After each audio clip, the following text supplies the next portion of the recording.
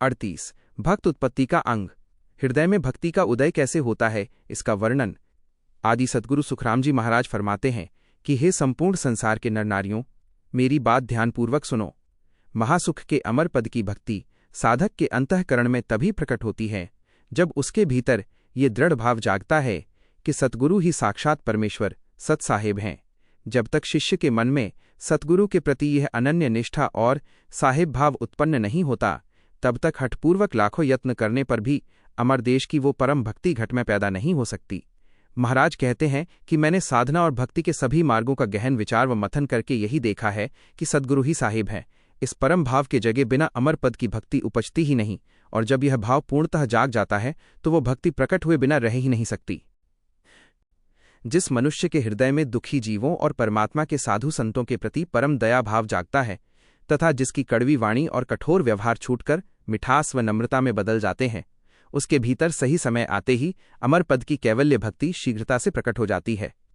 यदि किसी कारणवश उसी मनुष्य देह में भक्ति पूरी तरह परिपक्व न भी हो पाए, तो भी संत प्रकृति और जीवों पर दया रखने के इस दिव्य सुकृत के प्रभाव से वह जीव 84 लाख योनियों के घोर चक्र में नहीं भटकता, बल्कि जब तक उसे मोक्ष नहीं मिल जाता तब तक उसे बार बार मनुष्य देह ही प्राप्त होती रहती है।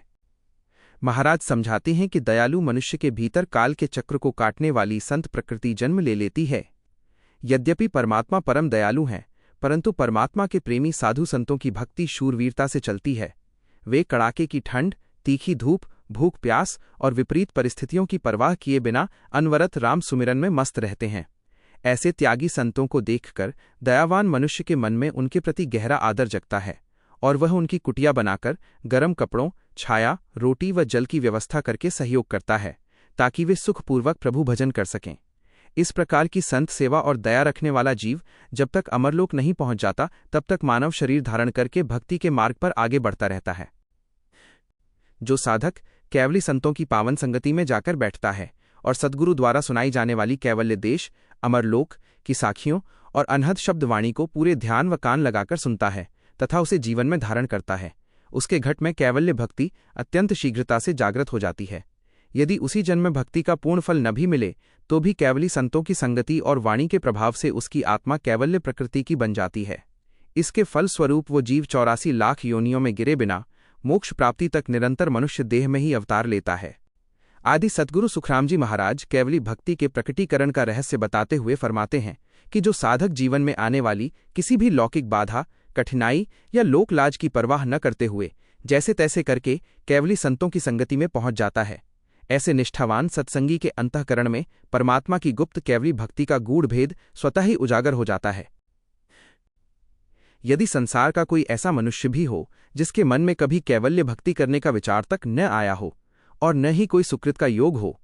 परंतु वह केवल किसी हरिजन परम संत के द्वार पर जाकर उनके घर का अन्न और जल श्रद्धापूर्वक ग्रहण कर लेता है,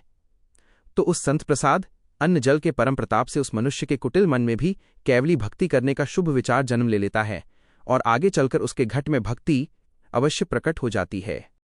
यदि किसी जीव के प्रारब्ध या भाग्य में कैवल्य भक्ति पाने का लेश मात्र भी योग न लिखा हो, परंतु वह कैवली संतों के प्रति मन में सच्चा आदर और सत्कार का भाव रखता है, तो उसके उस पवित्र आदर भाव के बल पर भाग्य में योग न होते हुए भी महासुख देने वाली अमर भक्ति उसके घट में उपज ही जाती है। जो मनुष्य काल के बंधनों को जीतकर साहेब के देश पहुंचे हुए सच्चे हरिजन संतों की महिमा गाता है और त्रिगुणी माया में रचे बसे संसारी व बेमुख लोगों का घोर विरोध और कष्ट सहकर भी अंत तक संतों का ही पक्षपात रहित निष्ठा पूरी दृढ़ता से थामे रहता है, परमात्मा स्वयं उस मनुष्य को इसी मानव देह के भीतर अमरलोक की महान कैवल्य भक्ति का परमदान प्रदान कर देते हैं। जैसे विवाह के अवसर पर कन्या पक्ष के लोग स्वयं को नम्र मानकर वर पक्ष के सामने जाते हैं और अत्यंत आदर भाव से बार बार झुककर प्रणाम करते हैं, क्योंकि उनके मन में ये भाव रहता है कि इन्होंने हमारी कन्या को स्वीकार किया है और वे इसे सदा सुखी रखेंगे। ठीक उसी प्रकार जब कोई मुमुक्षु जीव स्वयं को दीनहीन समझकर और संत को साक्षात साहेब का स्वरूप मानकर आनंद से उनके दर्शन हेतु जाता है तथा नम्रता से बार बार झुककर उनके श्री चरणों में प्रणाम करता है, तो उस संत के घट में प्रज्वलित कैवली भक्ति का दिव्य प्रकाश उस शरणागत जीव के घट में भी उतरकर प्रकट हो जाता है। जो अज्ञानी या संसारी मनुष्य अमर पद में पहुंचे हुए पूर्ण हरिजन संतों के साथ अडवी हटबैर करता है, उनके रूहानी कार्यों में विघ्न डालता है, उन्हें हानि पहुंचाने की कोशिश करता है या उनके भक्ति प्रचार के कार्य में रोड़े अटकाकर उनसे झगड़ा करता है। ऐसे दुर्जन मनुष्य के घट से पूर्व जन्मों में कमाई हुई कैवल्य भक्ति या कोई भी अन्य साधना सुकृत उसी क्षण सदा सदा के लिए नष्ट हो जाता है और निष्फल हो जाता है। यदि संसार का कोई भी मनुष्य जाने अनजाने में भूल चूक से किसी पूर्ण हरिजन केवली संत को केवल एक साधारण मनुष्य समझकर ही श्रद्धा से भोजन या प्रसाद करा देता है, तो इस छोटे से सुकृत के परम प्रताप से भी उस मनुष्य के वे समस्त विषय रस और वासनाएं छूट जाती हैं, जो जीव को अंत में यमराज के दरबार में गले में फांसी डलवाकर यातनाएं दिलाती हैं। जैसे संसार के लोग कौतुकवश या सहज भाव से कहीं भी कीर्तन प्रवचन सुनने चले जाते हैं, ठीक उसी प्रकार यदि कोई मनुष्य बिना किसी गहरे विचार के केवल देखने या सुनने के सहज भाव से भी केवली संतों की ज्ञान चर्चा में जाकर बैठ जाता है, तो इस संगति के प्रताप से उस मनुष्य के घट में काल के मुख से छुड़ाने वाली अमरपद की पवित्र कैवल्य भक्ति स्वतः ही जागृत हो जाती है। संसार के भोग विलास में डूबा हुआ कोई संसारी मनुष्य भी जब केवल कौतूहल या आनंद प्रमोद गम्मत जम्मत के लिए संतों के दर्शन करने पहुंचता है, तो उन परम पद में पहुंचे हुए संत के पावन दर्शन मात्र से उसकी समस्त मायावी व विषय वासना से भरी वाणी तत्काल पलट जाती है और उसके मुख से भी संतों जैसी निर्मल व भक्तिमयी वाणी प्रस्फुटित होने लगती है। जो साधक केवली संतों के घर या आश्रम का भोजन प्रसाद ग्रहण करता है और पूरे तनमन से संतों की विविध प्रकार से सेवा टहल करता हुआ रात दिन उनकी सेवा में अपनी सुरती लिव लगाए रखता है, तो इस निष्काम सेवा के प्रभाव से उस मनुष्य के भीतर अमरपद में पहुंचाने वाली कैवल्य भक्ति की अखंड लिव सहज ही बंध जाती है। जो मनुष्य बार बार संतों के सामने आड़ा फिर कर विनम्रता से प्रार्थना करके अंतर हृदय से हरिजन की महिमा गाता है और उनके रूहानी कार्य व उत्सवों को आनंद से मनाता है, उस पावन भाव के प्रताप से वो साधारण मनुष्य भी आगे चलकर स्वयं पूर्ण हरिजन परम संत बन जाता है। जिस गृहस्थ के घर की कोई भी वस्तु या साधन किसी केवली संत के उपयोग में आ जाता है, उस पावन गुण के प्रताप से उस घर के समस्त नर नारियों का सोया हुआ आध्यात्मिक भाग्य जाग उठता है और उनके घट में महासुख के कैवल्य पद को पाने का परम मार्ग प्रशस्त हो जाता है। केवली संतों के दिव्य ज्ञान प्रताप से साधक के अंतःकरण के समस्त भ्रम और संशय नष्ट हो जाते हैं तथा उसके भीतर कैवल्य भक्ति के गुप्त भेद को जानने की तीव्र इच्छा जागृत होती है। सद्गुरु की कृपा से विषय विकारों में डूबा हुआ मन मर जाता है और अमर पद की ओर ले जाने वाला शुभ कर्मों का मन जागृत होता है। ऐसे संतों की शरण से ही साधक में कैवल्य ज्ञान की सच्ची समझ आती है और परम पद का अखंड ध्यान लगता है। महाराज एक परम रूहानी रहस्य समझाते हुए फरमाते हैं कि यदि कोई जीव, पशु पक्षी या प्राणी किसी केवली संत के चरणों के नीचे अथवा उनकी सवारी के नीचे आकर अपने प्राण त्याग देता है, तो उस समर्थ संत की अगाध सत्ता और कृपा के प्रताप से उस आत्मा को तुरंत अगला जन्म उत्तम मनुष्य देह का मिलता है और उस नए जीवन में उसके भीतर अमरपद की कैवली भक्ति जागृत हो जाती है।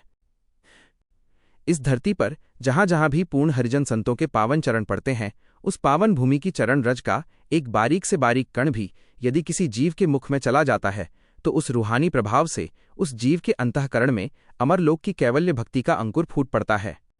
यदि केवली संतों के भोजन करने के पश्चात उनके भोजन पात्र में बचा हुआ अन्न का एक छोटा सा कण झूठन भी भूल चूक से किसी जीव के मुख में चला जाता है, तो उस संत प्रसाद के अगाध प्रताप से उस आत्मा के भीतर परम मुक्ति दिलाने वाली कैवली भक्ति प्रकट हो जाती है।